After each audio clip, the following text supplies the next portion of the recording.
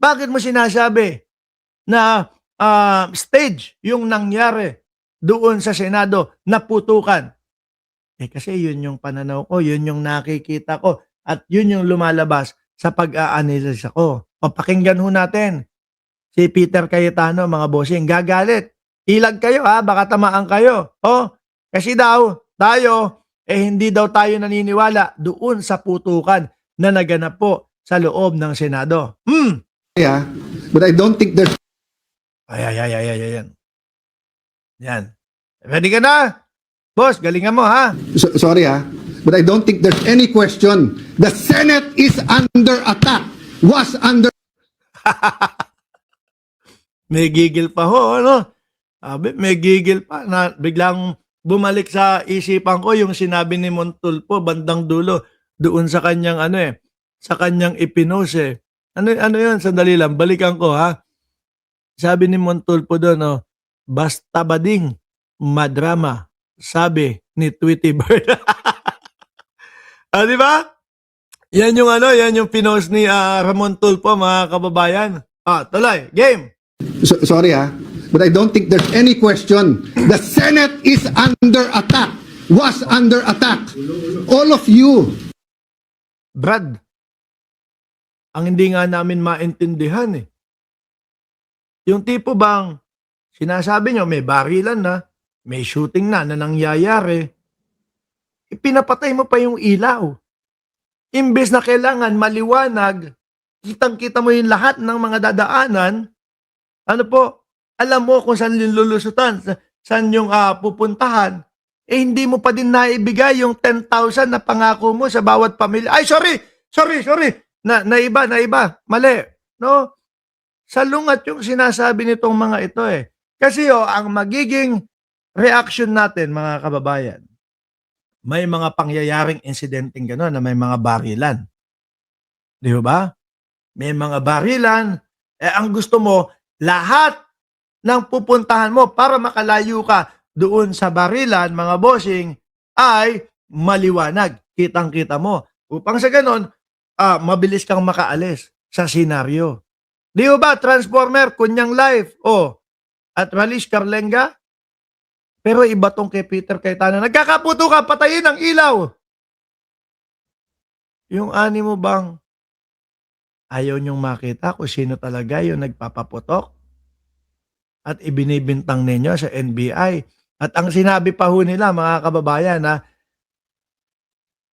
tinawagan si Matibag, ang sabi kay Matibag, pumunta ka dito, investigahan mo. NBI na nga yung pinagbibintangan nyo na nagpaputok Tapos, sila pa yung papupuntahin nyo. Ano yung ginagawa ng PNP na nakadestino dyan? Sa loob ng Senado. Yung mga Marines na nandiyan nakadestino sa loob ng Senado. Di ba? Ngayon, syempre, papasok sa utak ko, mga kababayan, at i-share ko sa inyo, hindi kaya gusto nila na i-frame up yung NBI para kumonekta doon sa sinasabi nila na NBI ang nagpaputok. Tapos may mga video, tingnan nyo, ito yung NBI nandito sa loob. Huwag kang magagalit sa amin. Ang pinagbabasihan namin, Cayetano, ay yung mga sinasabi ninyo. Saliwa, taliwas. Sabi ni Marge, patayin ang ilaw para hindi makita ang CCTV. Sabi ni Riz Jan, Denise Ilaga, baka may night vision. Yun nga din po ang tinatanong ko. No? Kung may mga instant night vision, itong sila Alan Peter Cayetano at yung ibang mga senador, pwedeng kumonekta yung sinasabi niya na patayin yung ilaw. Para sila, suot yung night vision, tapos yung mga namamaril, hindi makita, yung mga gusto nila barilin, sila makakaalis kasi kita nila. Kasi wala namang ganun Di ba? Wala naman nung ganun, mga kababayan. Saliwa. All of you, your lives were in danger last night. So I know it's your job to ask a question, but you will tell me, pagka may nagpaputok na warning, hindi under attack yun? My God. Yan pa yata. mukhang yung Sergeant at Arms ang nagpaputok, ang unang nagpaputok ho, mga kababayan. Mamaya ho, kumpleto tayo dyan. Yung mga kumakalat na video nila, Jinggoy Estrada, yung mga Osaa, kumpleto ho tayo dyan, mga bossing. We're a democracy. This is the Senate of the Philippines. Oh, Please naman. Di ba? Yeah. What do you think happens when there's no democracy? Who's the first casualty? The media. Wala ng media kapag wala. ano iniiyak mo? No? Ano iniiyak nito? Pag sinabing kami muna nagpaputok, umatras sila, or security guard ng GSIS yun, di sabihin nyo baka ito ay gawa-gawa lang, baka ito ay drama. Ano daw? Yung sabi ni Boy 10K? Kung kami ang nagpaputok, tas umatras sila, saka nyo sabihin, naggawa-gawa lang. Sila, or security guard ng GSIS yun, di sabihin nyo baka, diba, pag sinabing kami muna nagpaputok, umatras sila, or security guard ng GSIS yun, di sabihin nyo baka ito ay gawa-gawa lang, baka ito ay drama. Naku po.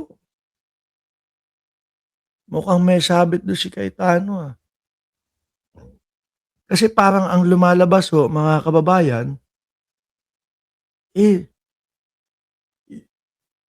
yung Sergeant at Arms ang unang nagpaputok. Kasi meron tayo dito CCTV. Meron tayo ditong video na ipa-play mamaya. 'Di ba? Pinipilit maniwala ang tao sa drama niya. Galing biglang tumakas si Bato. Oo. Oh, game. Pero nagko-focus kami dito, hinihintay namin articles of impeachment. Nakita nyo naman. Sandali. Hinihintay nyo yung article of impeachment. Hindi na nga dumating nung mga panahon na nandiyan kayo sa opisina tapos hihintayin nyo. Kaya naman ho, mga kababayan, alas 7:30, nagsiuwian na po yung 4 na senador na pinagbibintangan nila na nakakuha ng tip, kaya umuwi bigla. Mas malakas yung paniniwala ng mamamayang Pilipino.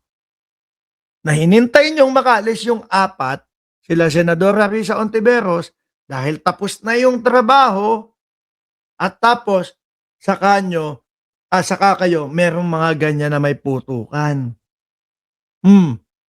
Para magmukha, naku, yayari na kami. Tapos, yung mga video nyo ha, tingnan nyo, yung mga video nyo ha, tugman-tugma doon sa mga iniisip namin.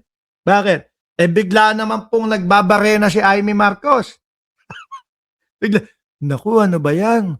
May nagbabarena doon sa may wall o may mga putukan. Kinukulong na ba kami dito?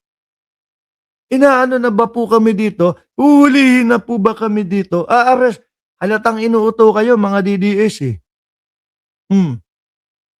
Si Bato de la Rosa lang naman ang pakay kung sakali na may aarestuhin eh. Bakit kukulong na po ba kami? Aarestuhin na po ba kami? Una, mga bossing ang sinabi ni Amy Marcos, nagtataka nga ako bakit merong NBI doon sa labas? Tapos, pati yung director ng NBI, nandiyan na din po.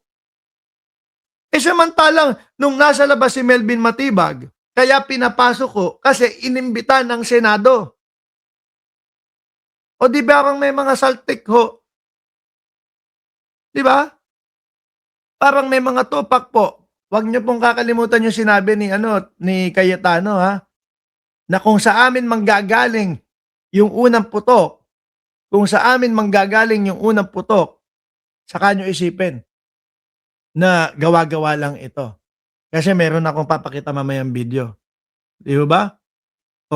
Lahat ng pangyayari, napakagaling ko naman mag-orchestrate ng lahat. Yan, kaya ko.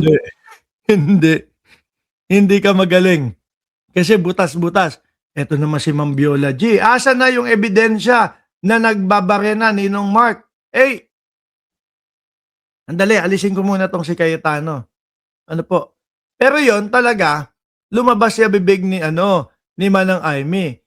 Pagpauman ninyo mga kababayan, wala tayong ebidensya. Wala tayong video doon sa sinasabi ni Manang Amy na nagbabarena. Okay? Kaya lang, siguro merong mga grupo na dahil wala nga pong maipakitang ebidensya o mapakitang video na may nagbabarena, ang ginawa po nila, eh gumawa na lang sila ng isang picture upang ma-analyze po natin kung paano yung pagbabarena ho, mga kababayan. Hindi ho ako Hindi- Sandali. Sandali. Mm. Hindi ho ako gumawa nito. Mga bossing, kami ho, laging ang style ng aming ang style po lagi ng aming pagbablog, nag-ano po kami.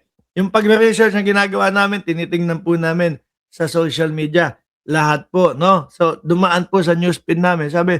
Siguro, napaisip ako, mga kababayan, siguro gusto nila na magkaroon ng analisasyon ang mamamayang Pilipino. kung paano po yung nagbabarena, mga kababayan. Okay. Sabi ni Ma'am Ning Gigi, unang tingin ko, carrot. Alisin ko na ho, mga kababayan, ha. Balik natin si Peter Cayetano. Ituloy natin yung galit ni Peter Cayetano. Dito mga armadong group. Kung sino man ang gumawa nung picture na yun, tinayo pa ka. Ang galing mo. ang galing mo. Oh, you know my history. I've been in government ng lahat na yan. Kaya kong papuntahin dito mga armadong grupo. You know my history. I've been in government since 1992. Do you have Wait, Brad. Ang galing ko naman gumawa, no, ng mga eksenang ganyan. Kaya kong papuntahin yung mga armado grupo. Mga nakita sa video, yung Osaa may hawak na mahahabang barel. Di ba? Yung pangalawa, base ayon na din sa Presidente Marcos, merong mga PNP na nakadestino araw-araw diyan sa Senado. Ano po, sila yung nagpapanatili ng kaligtasan at kapayapaan diyan sa Senado. May mga Marines din, no? Na nakadestino araw-araw diyan sa Senado, ganun din ang pakay. Panatiliing kapayapaan ho, mga boss, Chief Amo, sir. Hindi mo na kailangan magpapunta, boss. Yung mga osaan nyo pa lang may mahaba na ipinakita doon sa video Di ba? Sabi ko sa iyo